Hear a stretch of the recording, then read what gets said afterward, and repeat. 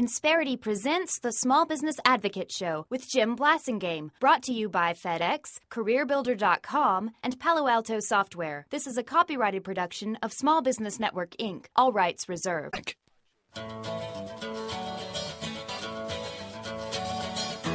You're listening to the smartest man in talk radio. You're going to be listening to one of the smartest people that you know who this guy is. It's me. He's Jim Blasingame. I am smart. I am smart. S-M-R-T. I mean S-M-A-R-T. The Small Business Advocate.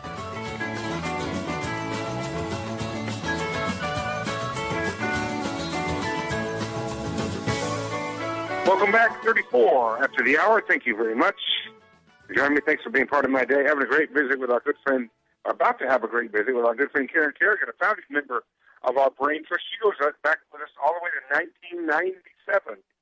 Ladies and gentlemen, that's how long Karen Kerrigan has been a member of our Brain Trust. And in fact, she was with us before we even called it a Brain Trust. She's the president of the Small Business and Entrepreneurship Council, and she takes her advocacy for small business message all over the world.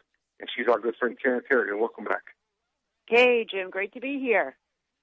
Good to have you back. As you know, folks, as you've heard me say many times before, pound for pound, nobody does more for small business than Karen Kerrigan. Karen, you just got back from Greece.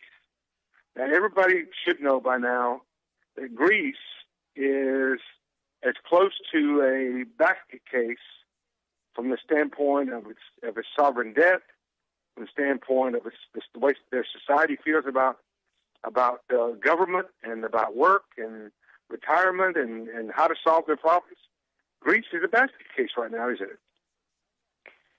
Yeah, you're right, from a fiscal, perspective and, debt and how that's weighing, on the future and on the private sector, they have a lot of problems. But, Jim, when you're on the ground in a lot of these countries, it's just amazing still how entrepreneurs and business people, just continue to help to move the country forward and get them through times like this. I still was amazed, walking around Athens, going to all my meetings, visiting with the entrepreneurial community there, still how vibrant Greece is. I mean, I have to tell you, just going around the city and going to the stores, going to my meetings, you really wouldn't know that there, was a major crisis going on. And, I think that's due to, the thousands and thousands of, small business owners and entrepreneurs who are keeping the country humming. Now,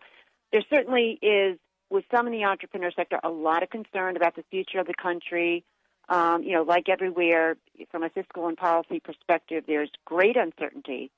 But then there is a whole bunch of entrepreneurs, particularly a lot of women entrepreneurs I met with at an event that I spoke at on Thursday, who are very optimistic about the future of the country, who are doing very, very neat things.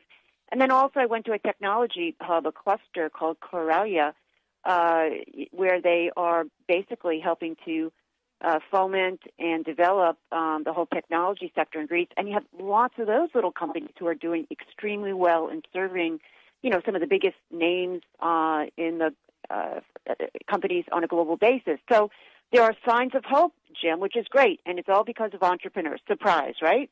Absolutely. How did those folks feel about the government employees who've been retiring at age 50 on the government dole, which means coming out of the pockets of entrepreneurs? How do they feel about that? Well, I think there's a couple of things, in terms of how they feel about that. I mean, number one, they do understand that, for some time now, for a decade or more, 2 decades, the, parents and were very influential in terms of, pushing, encouraging, their kids to go into the public sector, that it was very safe, that, this was the way to go. So, from a cultural perspective, they feel like that has hurt, the entrepreneurial culture in Greece. Right. But also, my understanding is 1 out of 10 people in Greece, work for the government. But they also understand that, this cannot go on anymore. I mean, first of all, they can't withstand that type of, adding on, to those costs in the public sector. And also, there is an agreement that they've made with the EU, that they have to cut spending. So, and cut those types of positions, and they've seen those cuts already in terms of, what's happening. So, again, they know the competitive pressure from the outside.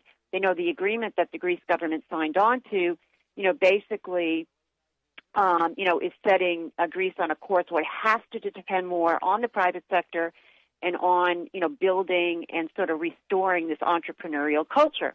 But there's still some challenges ahead. There's no doubt about it, Jim. Once again, the entrepreneur saves the day, and that's what's going on in Greece. And Karen, thank you for that report. Thank you for representing entrepreneurs in your conference over there. And we're going to take a quick break, folks. When we come back, Karen and I are going to talk about some things a little closer to home.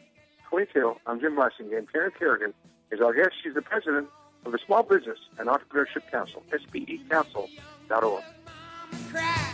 Insperity presents the Small Business Advocate Show with Jim Blasingame, brought to you by FedEx, CareerBuilder.com, and Palo Alto Software. This is a copyrighted production of Small Business Network, Inc., intended for the private use of our audience. Except as otherwise provided by copyright law, all other copying, redistribution, or publication without prior written consent is prohibited. All rights reserved.